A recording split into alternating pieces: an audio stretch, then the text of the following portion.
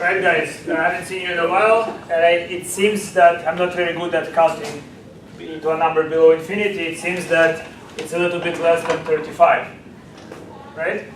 So let me just briefly review what we stopped at last class. The main point, what you have to take from real numbers, if you haven't understood any of it, just understand this theorem, or the statement of it. Theorem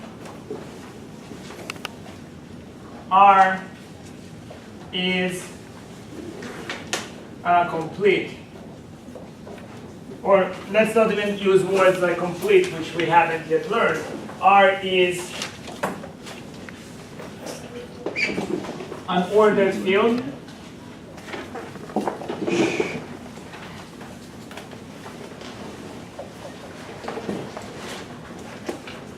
with the least upper bound property.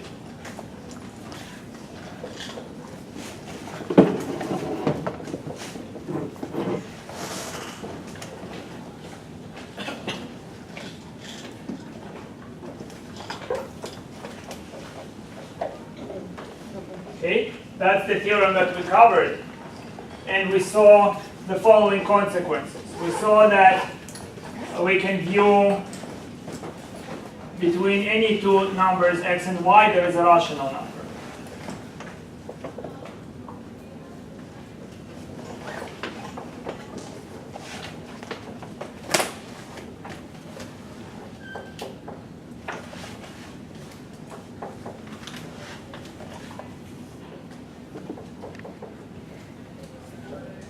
And positive real numbers have roots.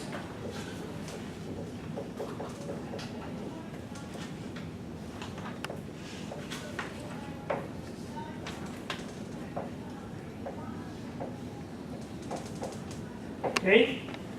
In a sloppy way, I just try to explain to you what dedicate cuts are. And really, the way R contains Q, at least in that view of dedicant, is that you can embed inside of this ordered, you can create an ordered field, and you simulate rational numbers by half-open rays, right? So you can just by the process of multiplying rational numbers, you can create a number that behaves like 1/2, a number that behaves like 0. Okay, so that is covered very thoroughly at the end of, in the appendix of chapter 1, rooted. If you are not interested in full theory, just take this as the axiom. That will be fine. So those descriptions actually are not giving you good enough sense of what real numbers are, and that was the proposition that we covered in a hasty manner.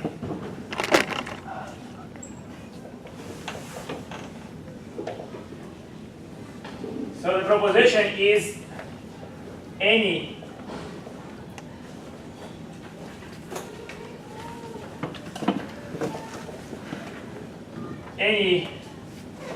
x belonging to the interval 0, 1 can be uniquely represented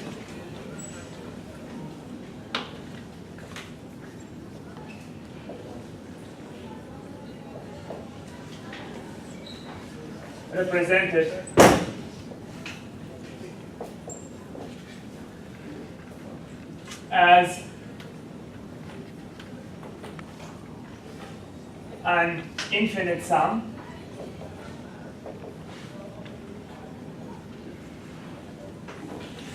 so that x will be equal to some summation where n goes from 1 to infinity, a sub n p to the power of n, where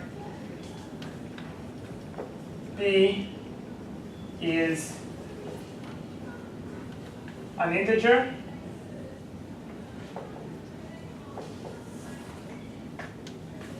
and a sub n are less than or equal to p minus 1 and bigger than or equal to 0. Okay? Now, what is the meaning of this infinite sum? It's just the supremum of all finite sums. You can think of it as the supremum, so it's very similar to the calculus idea. It is built up to it. So here is why.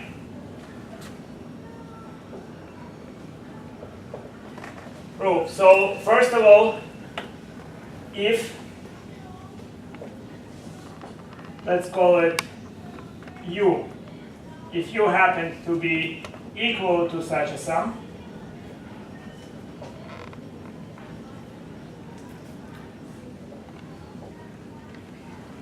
then u is bigger than or equal to 0. The 0 is achieved by setting each a sub n to equal 0, and it is less than or at end, and oh, that's actually right, just like that, n less than or equal to the summation where n equals 1 to infinity, and I make all the a sub n's as big as possible, namely p minus 1 over e to the n. Okay? Now let me remind you how you add infinite series if you are rusty.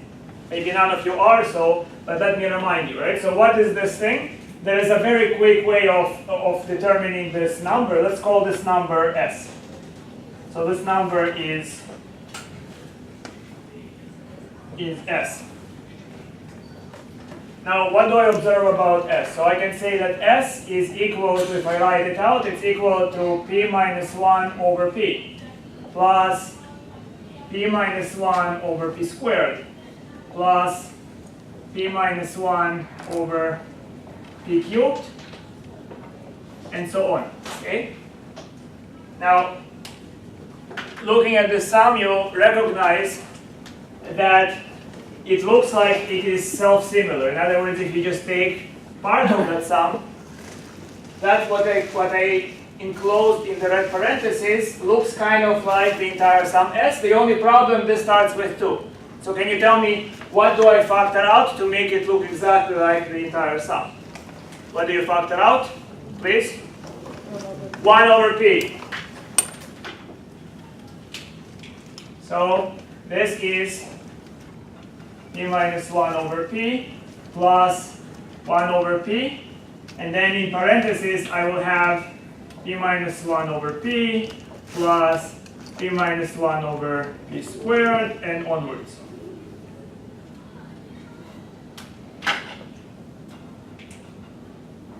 Right? In other words, what I have in parentheses, I just simply have s is equal to p minus 1 over p plus 1 over p times s. Okay? Now you can solve a very simple equation, move this across, and what do we get?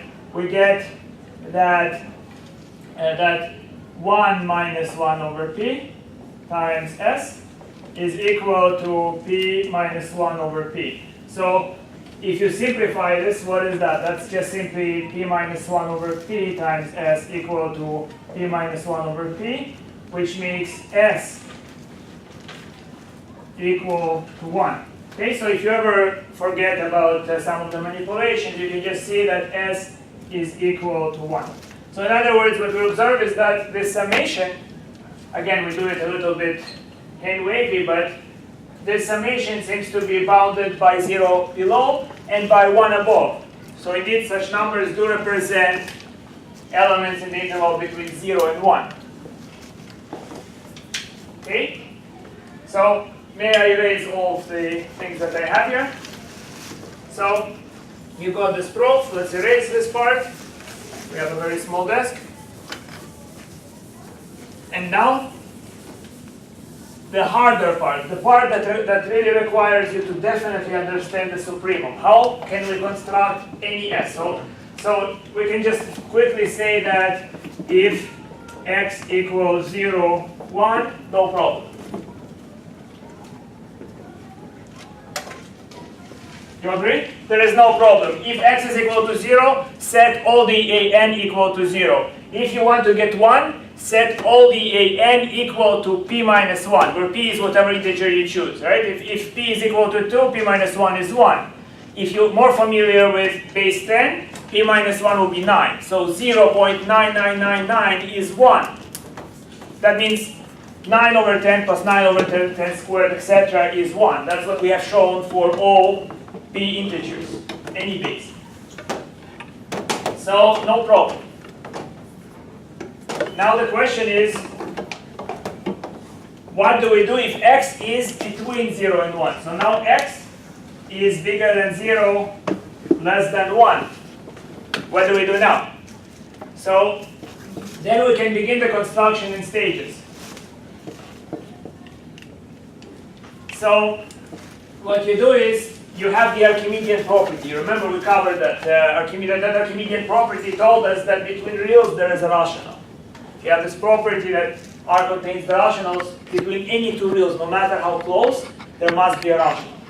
So what do? X is between 0 and 1, so we start with trying to determine the first coefficient. So a1 over p has to be smaller than x and less than or equal to a1 plus 1 over p. So that means what you do here is pick largest a1 that satisfies this integer. Okay? So let's see, can we pick at least one? 0. Obviously 0, x is bigger than 0, so 0 works. Then we ask, does 1 work? If 1 works, we ask, does 2 work? Okay, so definitely by the Archimedean property, right, if I continue increasing the integers, 1 over p times this integer will be larger than the x. So I just select the first one below x, where it's not quite larger. Okay, so what must be this a1? Now this a1 clearly cannot, so you can now say that then, so let's call this step 1. So we say that then a1 is definitely bigger than or equal to 0 and less than or equal to p minus 1. Why? If you let a1 equal to p, you get 1. 1 is already too big. X is between 0 and 1, remember, right? So we know that a1 is less than p minus 1. So this inequality holds. How good is our first approximation? It's as good as 1 over p. So if we're using base 10, it's within 1/10 of a unit, correct? So stage 2. The stage 2 is, what we do is we now want to append this number. We're going to add a2 over p squared. So we have a1 over p plus a2 over p squared. And this has to be less than x and less than or equal to a1 over p plus a2 plus 1 over p squared. Now, quickly, can you see why this implies that a2 is also between 0 and p minus 1? Why is that the case?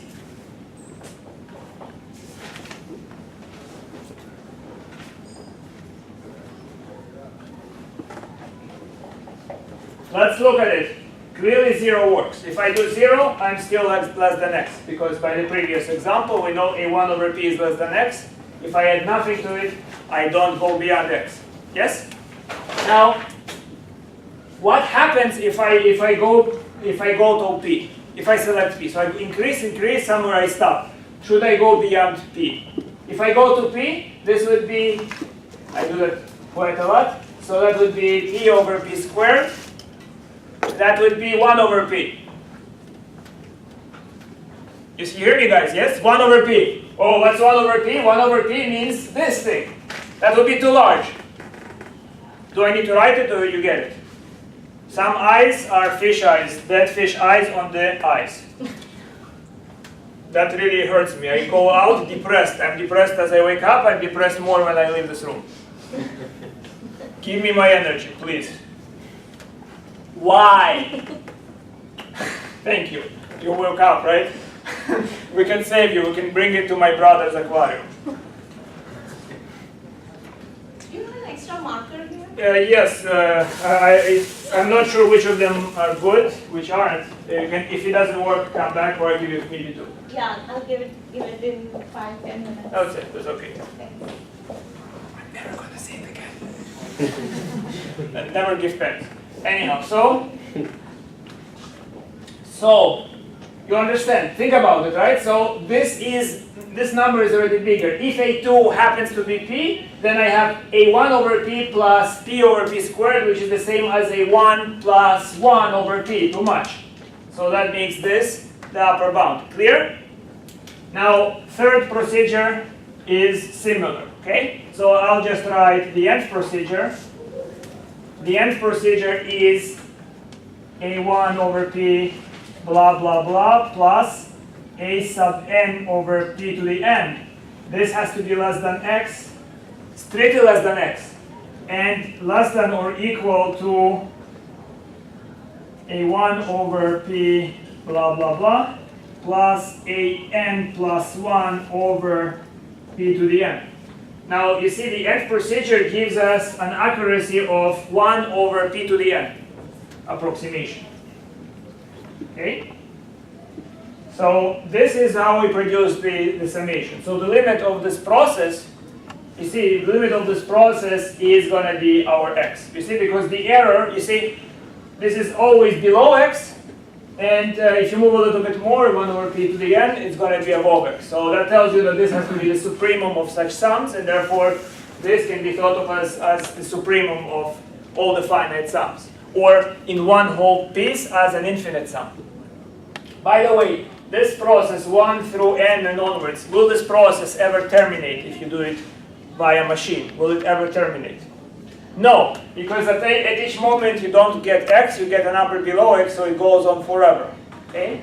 Now this generates an infinite sum, an infinite representation.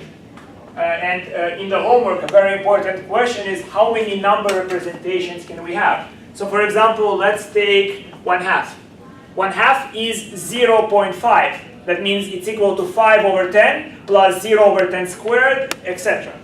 But it is also in the infinite representation.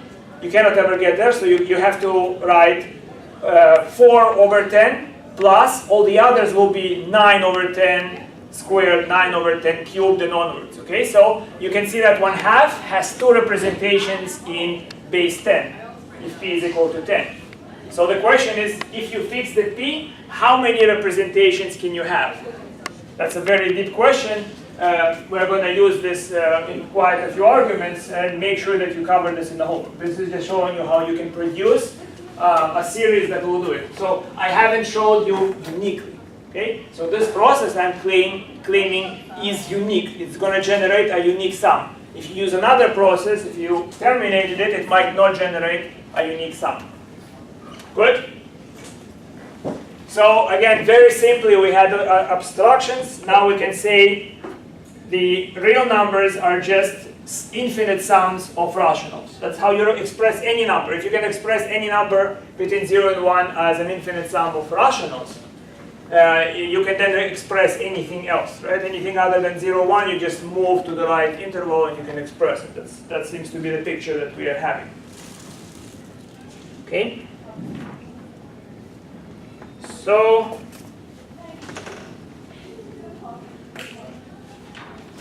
I'm not going to talk about complex numbers. This is a subject more proper to another course. So let's move on to chapter 2. So right now you should cover homework 1, right? You all should know that there is somewhere on the web homework 1 floating, and it has solutions. You should solve it on your own and then compare with mine.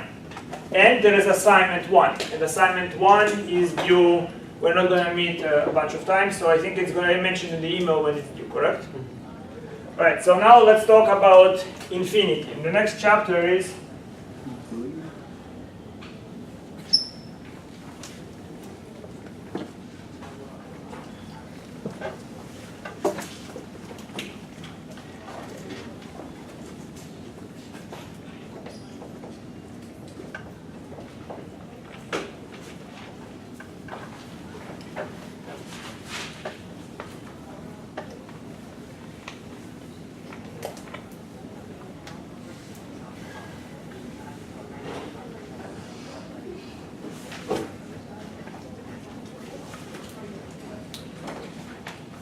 so maybe you heard of such things, maybe not, but I hope it will entertain you.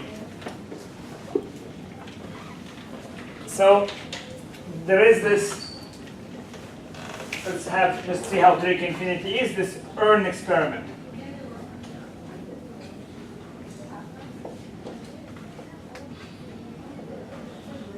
Actually, it's two experiments. So what you have is you have some urn. You can imagine it as something quite different, but it's capable of containing infinitely many billiard balls. The billiard balls are numbered 1, 2, 3, etc. Okay? That's the setup. The etc. means all the natural numbers. So we have experiment 1. Pay attention to it. So we begin the experiment at 1/2 to the power of 1 minutes before 12.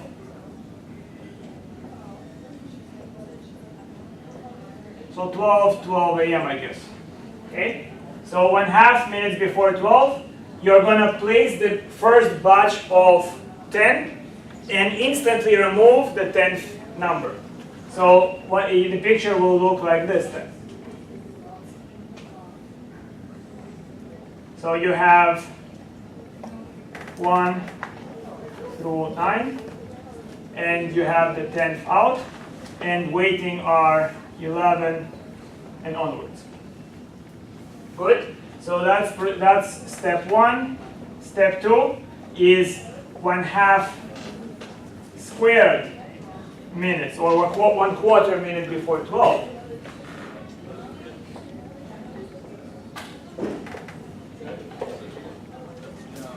What you do is you place the next batch of 10, 11 through 20, instantly removing the 20th. So the picture you have is something like this. So that would be 1 through 9, 11 through 19, and here we have 10 and 20. And here is 21 and onwards. Good? You understand the procedure number 2? So that's 1/2, etc.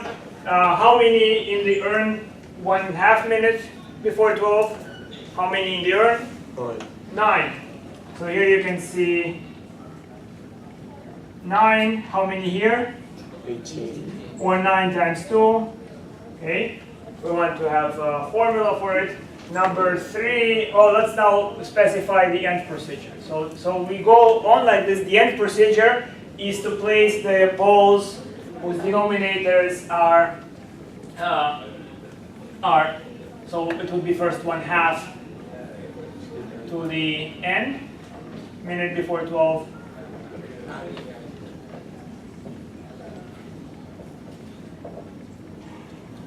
So what you have is you have balls numbered 10, 20, etc. all the way to n times 10. Right? You see that 2, this is 2, it's all the way to n times 10. And inside of the urn, you have a bunch of balls 1 through 9. And you can just add the other layers. It will end up to n times, or 10n minus 1. Right? How many in the urn? And then here you have 10n plus 1 and onwards. How many in the urn? The question is, as you go on. So here you would say how many? Sorry? 9n, exactly. So let me erase this. You get the idea. So this would be 9 times n. Now the question is, of course, how many in the urn?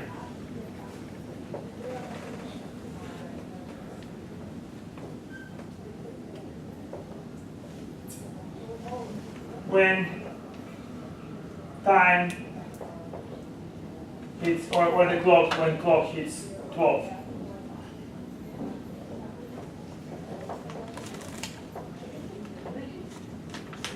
So that's the question. Okay, so let's call this question 1.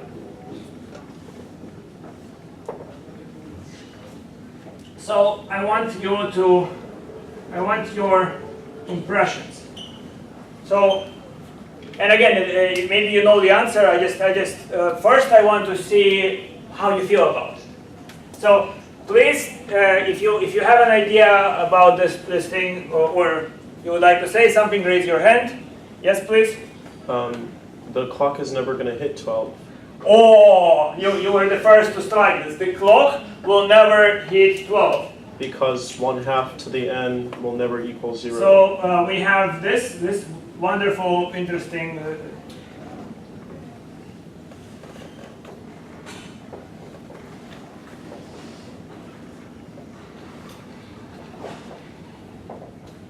So one answer that I heard is, let's call it answer 1. Clock never hits 12. That's a very interesting idea. How many of you agree clock never hits 12? Raise again if you're like this, I can see. Hand up. Yes, thank you. Here you go, right? Good. Push the others as well. Okay, 1, come on guys. 1, 2, 3, 4, 5, 6. 6 people agree. So, 6 people. Wonderful. Anybody disagrees?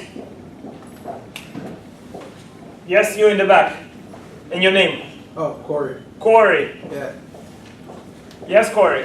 I mean, the clock eventually has to hit 12. It's just you have an infinite number of procedures before the clock hits 12. Right. So the clock does hit 12, you think? Yeah. Yeah, so another answer I hear is, yes, it does. And how many students agree with this answer? Which is, by the way, not yet what I'm asking. 1, 2, 3. 3, no more? 4. 4 people.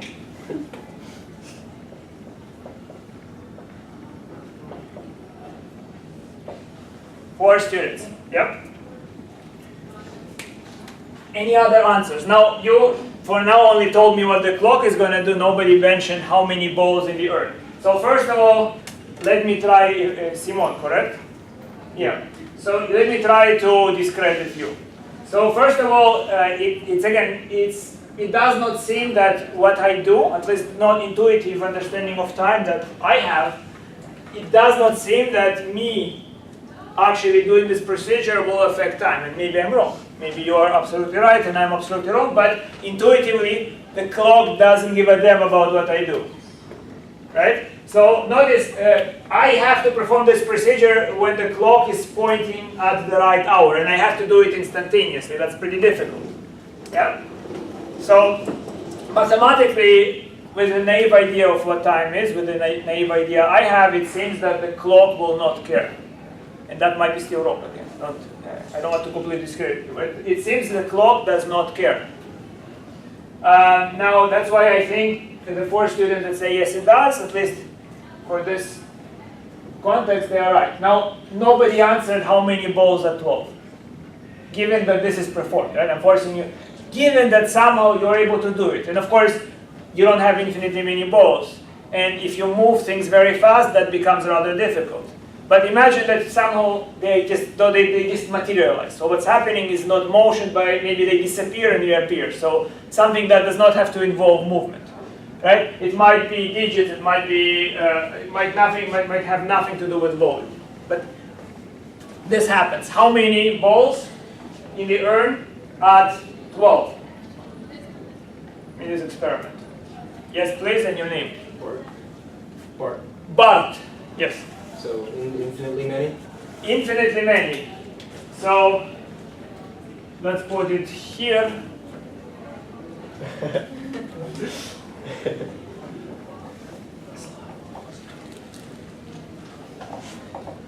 How many agree that it's infinitely many? 1. Hi guys, otherwise I don't see 1, 2, 3, 4, 5, 6, 7, 8, 9, 10. Maybe 10 or 11, I'll say 10. Okay, so hold your thoughts here. Hold your thoughts. That was experiment 1, right? So there is infinitely many. I'll hear explanations later. maybe let's try to see what happens if we modify this procedure slightly. Okay, let's modify this procedure. Again, it's all the same. So let's call it experiment 2. And I'll be lazy, I don't want to redraw everything.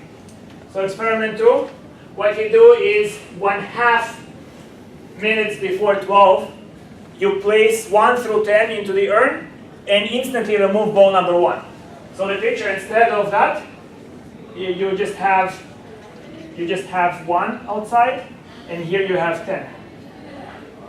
From 2 to 10. And here you have 2. Do you agree it's still 9, yes?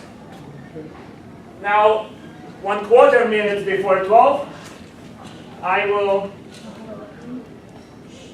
will put in the next batch of 10 and remove number 2.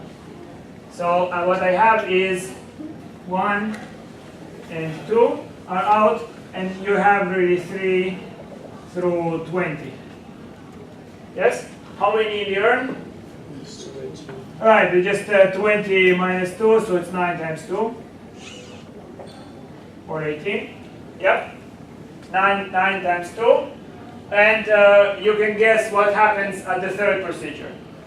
1/2 to the cubed, 1/8 minutes before 12.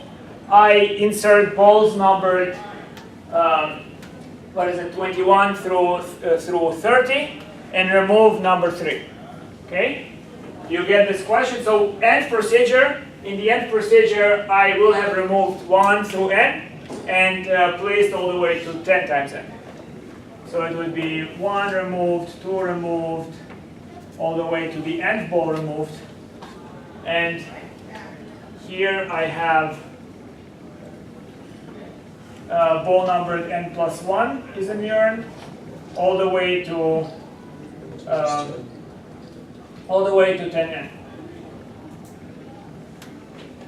Right? And how many we have?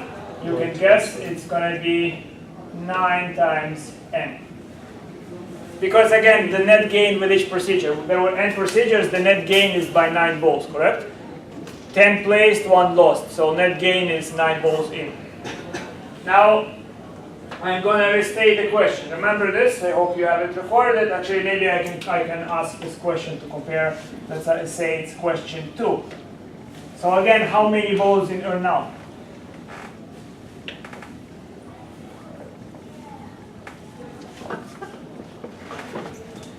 Any answers that are different? Okay, I guess we covered again the clock.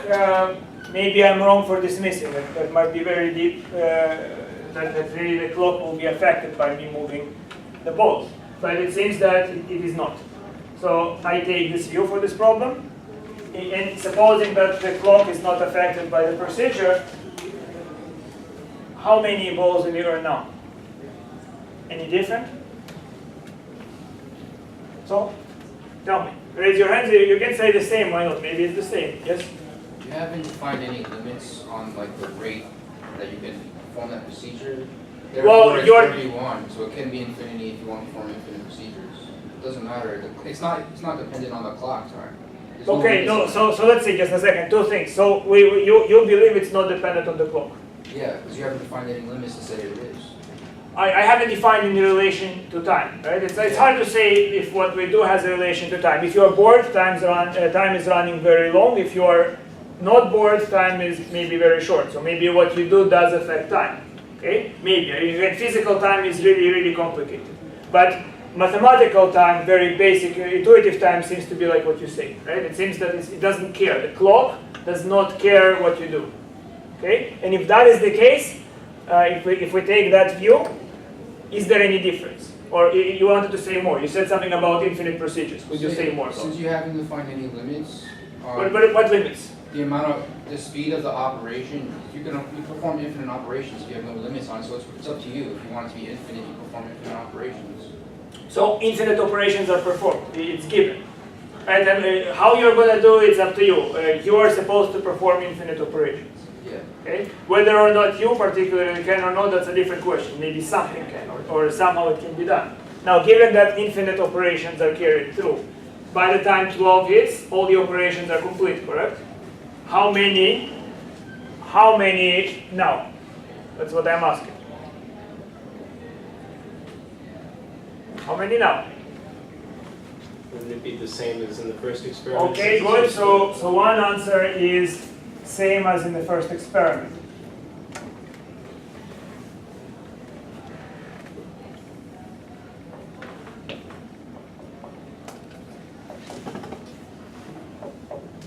How many think it's the same as in the first experiment? Why not 1, 2, 3, 4? I think about 10.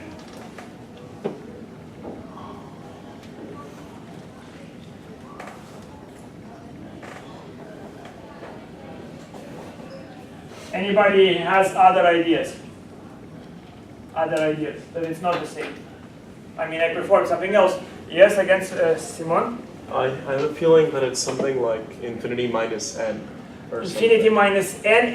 Again, n is meaningless. N is just iteration, right? N means 1, 2, 3. It's just a way to write down what should happen at the end procedure. So I defined all the procedures. It's just obvious that there are infinitely many of them. If you're programmers, maybe it bothers you that this operation, it should not terminate. Computer performs operations with a particular speed, and because of that, it will run forever. Notice that each procedure has to be performed faster and faster and faster. And there is no limit to how fast the operation has to be performed. It has to be performed instantaneously in a way. Right? So there are things that might trouble you there about, but that I think is your bias as being machines that can only do things with a certain rate. But it can't be the same as in the first experiment. Well, maybe it can, why not, right? But nobody gives me another answer. No one? No one? That's it? Infinity? Can I ask him why it can't do the same as the first experiment? Well, I'm going to answer all of it. Just wait. I just want to see your impressions. I want you to think about it, right? Be bothered by it. Be annoyed maybe. Like some people, they get pissed off. Especially when it's thinking mathematically, and other course, wow. I have to be careful.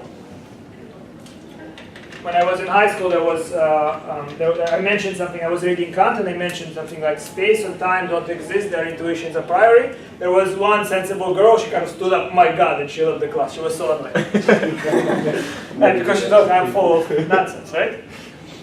After the nth iteration, you have 9 10 balls in the urn, right? Right. Still, Yes. in both experiments. Right. We're going to talk about that. So Sure. after Both each- experiments. Yes. So after each iteration, you have the same number of balls Included, placed in each in. experiment. Okay. Yes. So why wouldn't the answer be the same as Well, the I'm first not saying experiment? it wouldn't. I'm asking what's the answer. So you say it's infinity. Nobody has anything else to say. Yes. Now let's begin to think about why did you say yes. 9 times infinity. That's the same. I mean, what's 9 times infinity? This is cheating. Right? What is infinity? We don't know. The topic is infinity, but we don't know what it is. So when you say 9 times infinity, what do you mean? I mean, both experiments, they grow at the same rate. They grow at the same rate. Oh, calculus students. Yes. Calculus students. Come on. So how do you know in the first experiment that it's infinity? You said, and I forget names as soon as I hear them, I think, Bart, yes. Bart. So Bart said infinity in the first experiment. How do you know? Bart. Because the between any two rational numbers, there's always going to be another one, right? So there's always going to be another 1/2 to the n, 1/2 to the whatever. Well, we don't even need to think like this way. We know 1/2 to the power 1/2 times 1/2 is defined. So in terms of real numbers or rational numbers, this procedure seems to be working. Yep. What made you say infinity inside? What made you say it? Can you tell me? Yes, in the back? There's an infinite number of procedures, and in each procedure you're adding balls to the urn, so that has to Alright. scale up to infinity. I think, again, I don't like to push you because maybe that's leading, right? And in a court of law, that's not nice. So you would say same. Why do you say the same? Because you might do this. You might say limit as n goes to infinity. You studied calculus of 9 times n is this thing, which means it grows without bound. Okay. Notice, by the way, this a lot of you call infinity, but all this means is that as we increase the procedures, just as you said, we increase the number of balls. With each procedure, I gain more balls, correct? I gain more balls in the urn, so by 9 net balls in the urn, and it's faster and faster. So,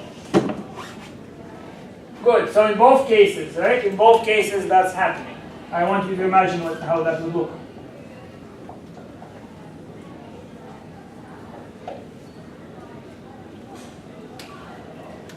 So imagine, right? Very fast. The number is just multiplying, right? Can you imagine that as you're very close to 12, it's gathering, the balls are scattered throughout the solar system. A little bit more, and they are gathered throughout the galaxy. A little bit more, it seems that the universe, you're drowning in those balls. That's what's happening in both cases, so it seems. Okay? But 12 hits. And now the deep question is, how do you know there is something in the urn? So that's a very deep question and a very simple one. I have a bag. How do you know there is something in it? How would you verify? So this bag is transparent. Maybe this bag is less transparent. How do you know there is something in it? What would you do? Wait. What would you do? Open it. Well, it's open. What do you do? Wait. Well, you're doing complicated things, weighing it. Maybe the bag weighs some amount, right? What do? You look at it. What do you mean by look into it? You look inside the bag. And what does it mean? You look inside the bag. What does it mean? If you can answer this question, you can answer this problem. What does it mean to look inside the bag? Wait, so how many balls do we have? I don't know, right? A lot of them. Too many. Here is a very simple answer. Here's how a mathematician should answer it. I put my hand, I reach, and if there is something to pull out, then there is something in. Now let's see if this is truly infinity. Is there something that I can pull out in experiment number 1? Give me an example of something I could pull out in experiment number 1. Can I pull out ball number 1 in experiment 1 at its end? In experiment 1, it's not what's drawn here, it's experiment 2. Remember, experiment 1, it's erased. You had 1 through 10, and then 10 is out, right? So can I pull out 1? Yes. Can I pull out 2? Yes. Can I pull out 10? No. And can I pull out 20? No. Can I pull out 30? No. Which balls can I not pull out? Greater. Balls whose denomination is a multiple of 10. So how many such balls are there? Infinitely many, right? There are infinitely many numbers that are not divisible by 10, correct? Now let's look at experiment 2. Let's attempt to do the same procedure. You claimed there is infinity. You claimed there is infinity inside. At least that's what I heard. Okay, if there is infinity inside, there is at least one ball, correct? I reach in and I pull out. Could it be one that I pulled out? No, it was removed after the first procedure. Could it have been 2? No. Was removed after the second procedure. Could it have been 3? No. Was removed by the third procedure. What time are you looking at? At 12. At 12? At 12. Those procedures happen all before 12, and by 12, There's nothing.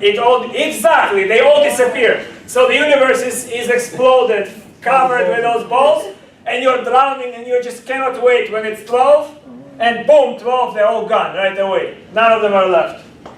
That's what seems to be happening, right? Right, so some people might not find it amusing because they start thinking, well, but can this procedure be performed? Can you actually have infinitely many balls? Can it be done? Okay, so that is then you are of course getting into deeper ground. Again, the theoretical basis of everything I know involves infinity. Calculus involves the structure of the real number line, and therefore it involves infinity one way or another. My limited experience to physics seems to be this, though, that if the answer is infinity and there is another answer that's not infinity, that's the correct one. So nature tries to prevent infinity from coming into being, but it does use it, right? So in other words, let's say if you study the basic examples of the pulleys, you might think the answer is either infinity or the pulleys are pulling at the same strength. And the answer is the pulleys are pulling at the same strength. That's how you use to justify elementary mechanics, okay? You could pull out ball n-1. Sorry, but the n-1 is just a label of how I do the procedure. There is no n-1. There is 1, 2, 3, 4, etc. Why is there 1, 2, 3, but not n-1, n-2, n-3? Those Because I can do many things, but the question is, I can make it a finite number inside of the urn. I decided to make it 0, that's the most shocking. Okay? If you start pulling other balls, then you can make it, let's say, only 10 balls in the urn, or only 20, depending on how you modify this experiment. You can make it any finite number, including 0, and including actually the infinite, whatever infinity might mean. But notice the difference. The limit in both cases, you see, infinity is not the limit. What is this in calculus that you learned? It's the blowing up. It's like the image I do is, the image that I imagine when I think of this thing, is I imagine like a clown, I put a water pipe in my mouth, and I turn on the water and I begin expanding. And as I expand, suppose that I'm made of very elastic material, I expand beyond Earth. I expand beyond the galaxy. I just expand, and there is no stop, no limit to me expanding. And that's what the symbol represents. It means no bound. Okay? The number of balls grows without bound. And yet, that's the paradox. Yet in one case it's 0, in the other case it's infinity. Make sense? Cool.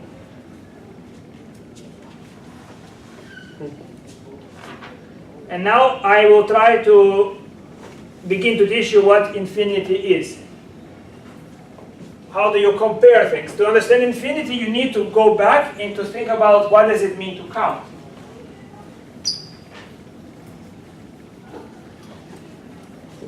Remind me, the class is over when? 6:50, correct? Yeah. Okay, good.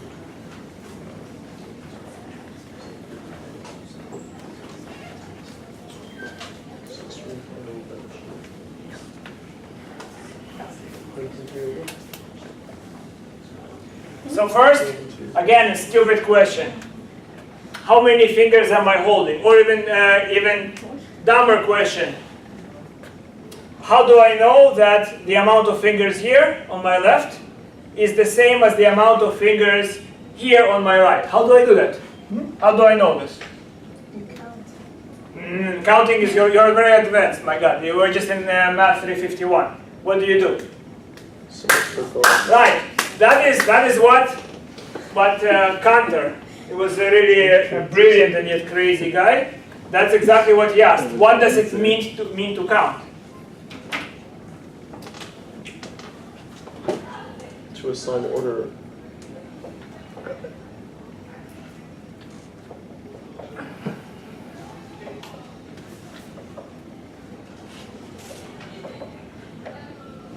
That's the question. And we are going to try to make sense of this business. Okay? So notice, this can be done in terms of functions. Notice what happens, right? So what I do is I map.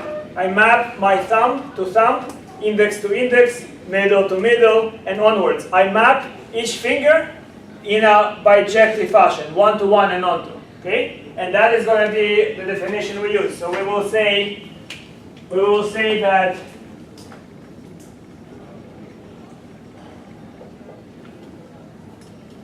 A is equivalent to B. You can say A equivalent to B. And there are many equivalences. In our cases, I should stress, it is equivalence of size.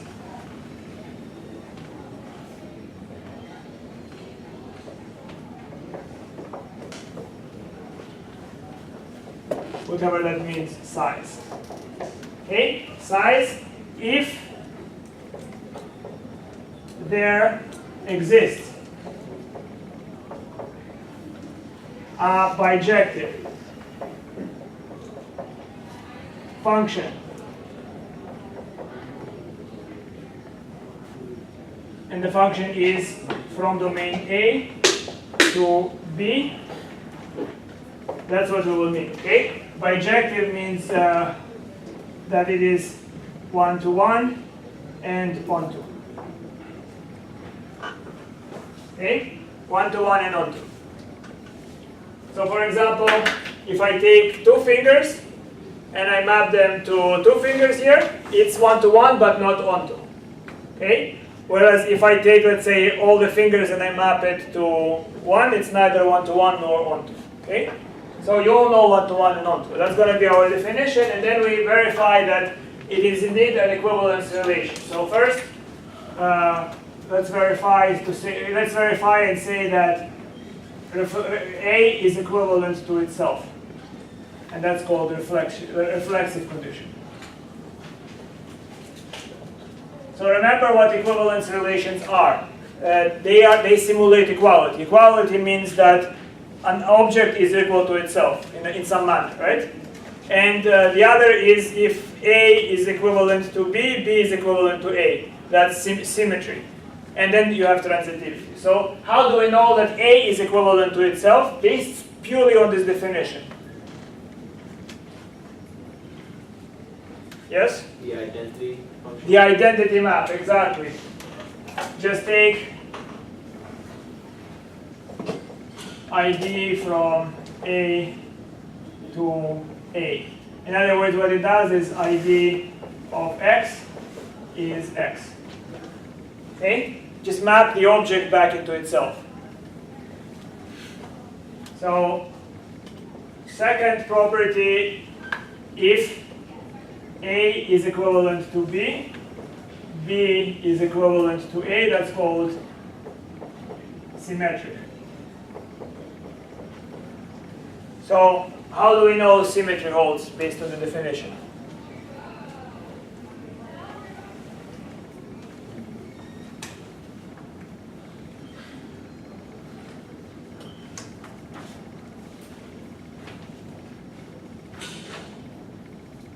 How do we know?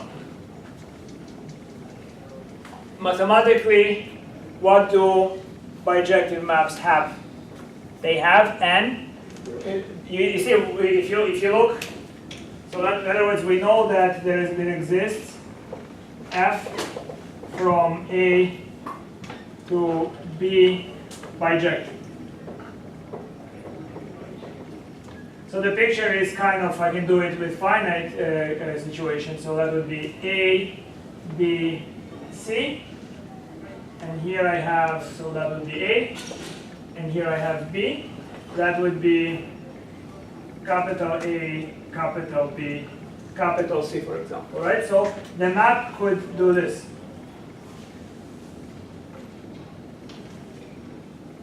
So that's F. What do I do in order to say that this is A equal to B, or sorry, A equivalent to B, has the same size as B. That means that from A, each element in A is mapped one-to-one and onto every element in B. How do I show that the reverse holds? It's the onto property. It's the onto and one-to-one property. Both have to be used. Now look at it. I just go back and trace the wires backwards. Yeah. So the black arrows are F, but I can just retrace the arrows in the opposite direction, and that's why you need one-to-one and onto. That red is F inverse. You agree? What is the inverse map? The inverse map is just is undo. It's when you do something in the computer and you press undo. That's what inverse functions are accomplishing. So if the input is A, I know that because the only thing that was mapped to this capital A was little a, the undo will be to go in the other direction. So F is bijective. That implies that F inverse exists. You all see that F inverse exists, I hope, and that is a map from B to A. And that's also bijective. And it has to be one-to-one because, God forbid, there's an extra item in B Right. you can't retrace or Right. stuff. First of all, in terms of counting, you notice yourself, right? One object is paired with one other object in its parallel universe. Okay? So that's one pairing. You can have a different pairing, it doesn't matter. But there exists a pairing with one object from this universe to one object with that universe. Then you want to say they're equivalent. So now you want to say that the size is in terms of functions, it obeys your natural intuition of equal sign, of equivalent. Make sense? So you see, if let's say B and A were mapped to capital A, I would not be able to undo, because is the undo little b or is the undo little a? So that's symmetric. Finally, we need transitivity. If one thing is equal to the second thing and the second to the third, the first has to equal the third. Okay, and that's symmetry. Transitivity, sorry. So if A equivalent to the set B and B equivalent to the set C, then A is equivalent to C, and this is known as transitive. Now very quickly jot down the argument. Just formally write why this relation must be transitive. Write it down quickly, and I just want to make sure that you follow this part.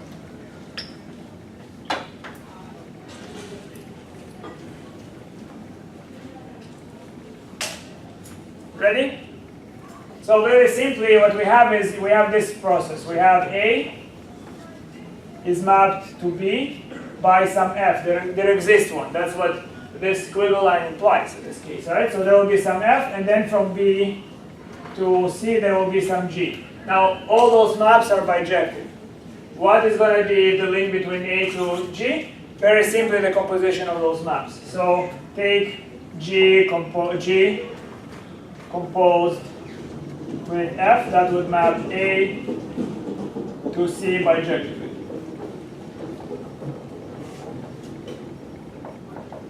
Okay, so when I think of those properties, I think very simply, I think of strings. Okay, so I imagine that here is C, and there is a string coming from C somewhere into B, and there is only one string coming out of C. Okay, that's why it's injective, right? Injectivity means if I look at the range, each element, better said codomain. If I look into the codomain, each element from the codomain is traced by a wire back to only one element in B, and then this in turn is traced back into A. So there is just one wire that I can follow. And that means that G composed F is my bijective map. Good? So now we begin to make definitions. Few definitions. You get it, it's very simple.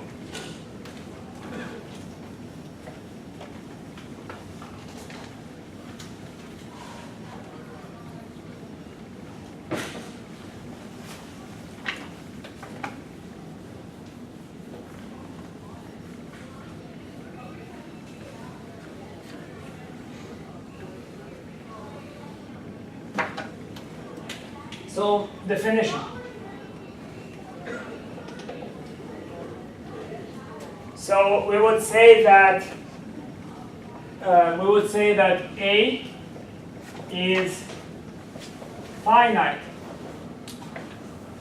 if A is equivalent to the natural number sub little n, and by that I mean where the natural number and sub n is just the integers 1 to all the way to n.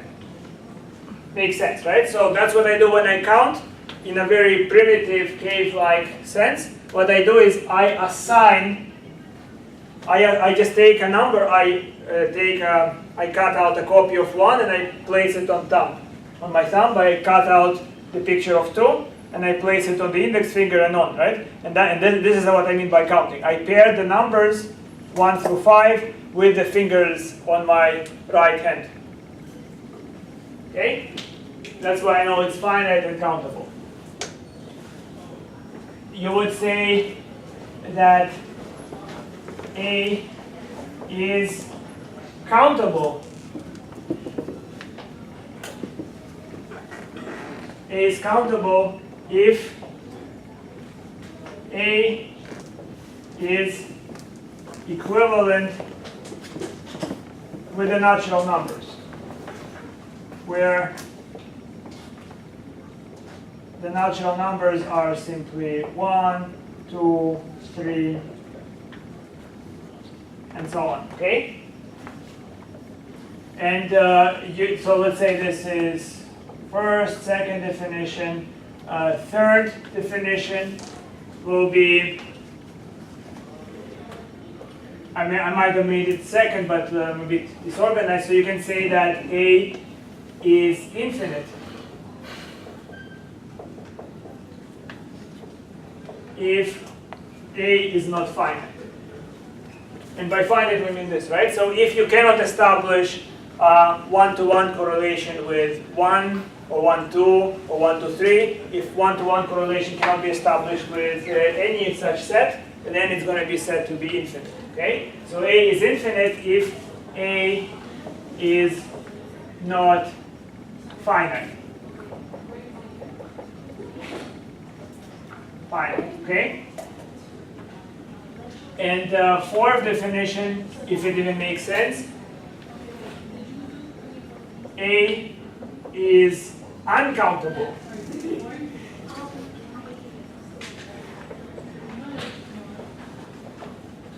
If A is neither finite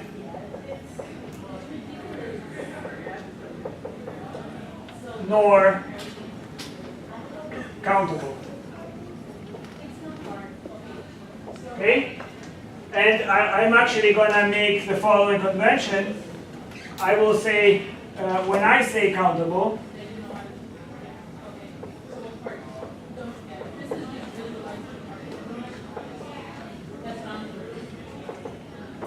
when I say countable, I mean n sub little n or n. So it might be finite. I don't want to say, so there are other terms that I don't want to write on the board. You might say at most countable, right? So either finite or infinitely countable. But those things, they get annoying. So I will just, when I use the word countable, it could be 1, 2, 3 or 1, 2, 3, 4, 5 onwards, right? Make sense? So it's slightly different from the definition. I'm going to speak of countable as either finite or infinitely countable. Right? So let's say if we have a little bit time for a few examples. Right now, those are just definitions. Maybe they make little sense. So let's try to consider some examples. So that's example A. Let Z be the set of integers.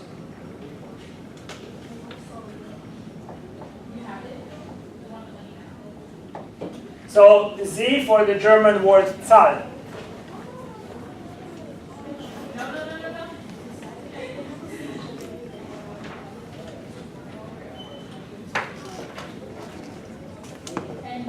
And that just means number in German.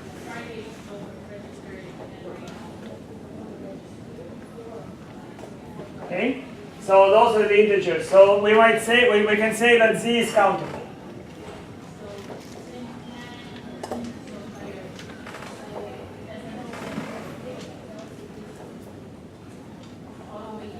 And this is why we can say that Z is countable. Well, we can draw the integers.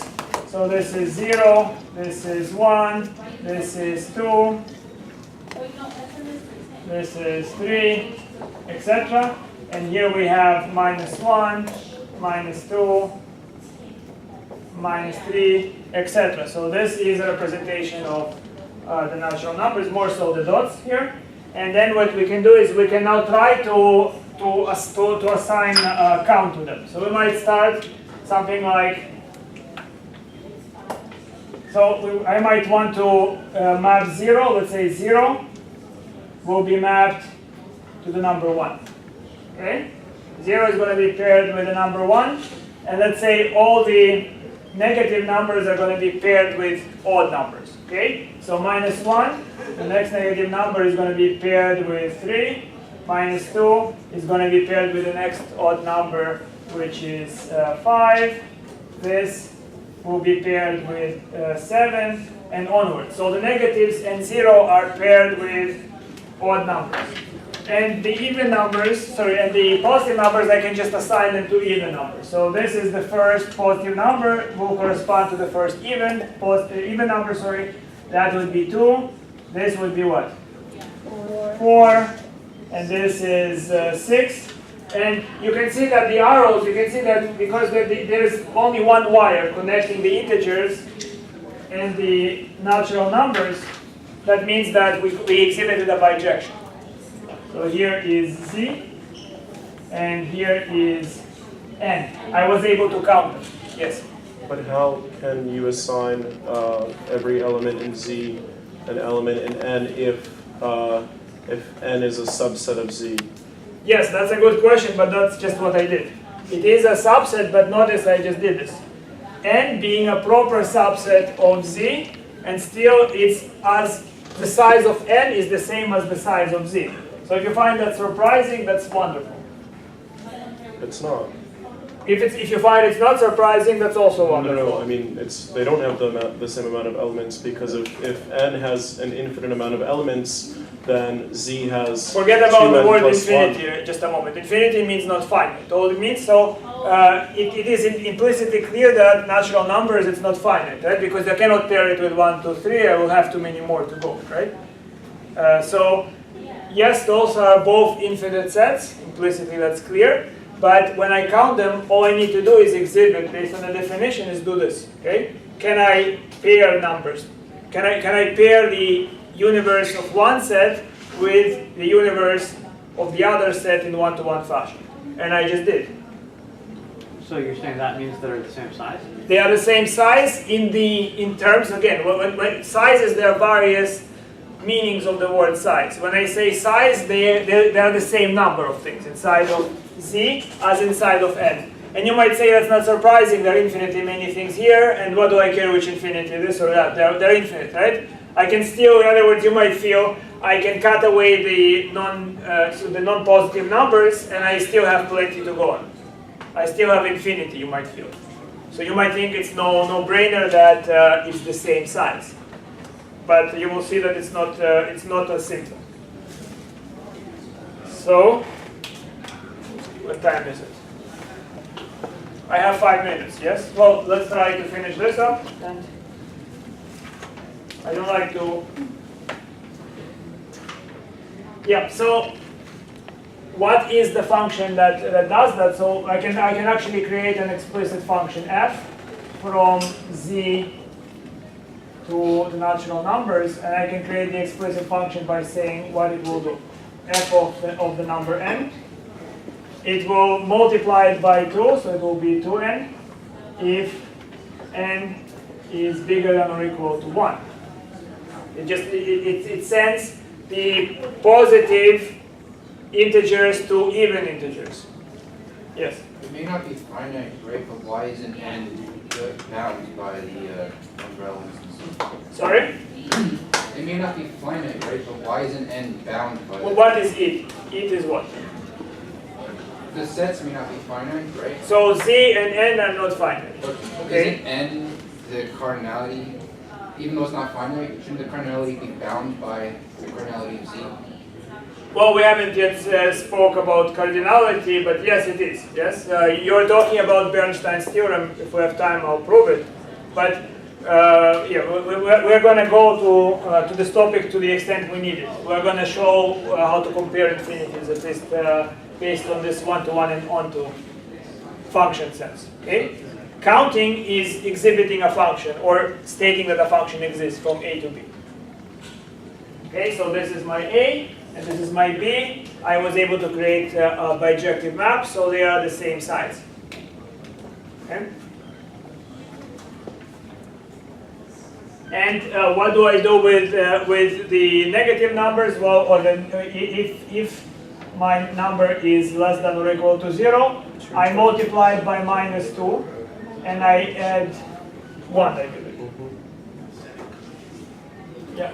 Okay. Multiply it by -2, and you add 1, and you see that really it's just what I drew on the board. Then you can either draw the picture and say implicitly it's obvious that the function exists, or you can write an explicit formula for the function. All right. Good. So that's this example. Do we have time for one more? B. let's try this very quickly. So if you take the cross product of two natural numbers. So what is this? This means an array of the form 1, 1, 1, 2, etc. Then you have 2, 1, 2, 2. So that's what you call a Cartesian product. So it goes on like this, right? So you can see that each row in this matrix is as big as n. And yet you can show that this is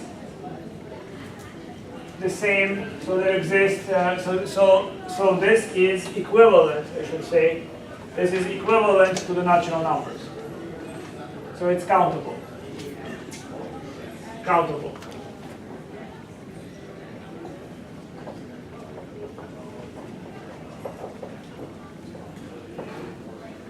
So we will see two proofs of that. It's important. So one simple proof is notice that that any number in here, it is 2 to some power times an odd number. Okay.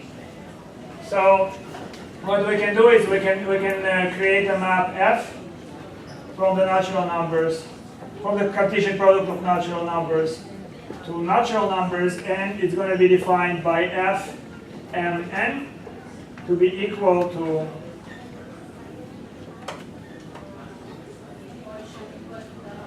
so here, f mn will be equal to 2 to the power of m minus 1 times 2 times n minus 1.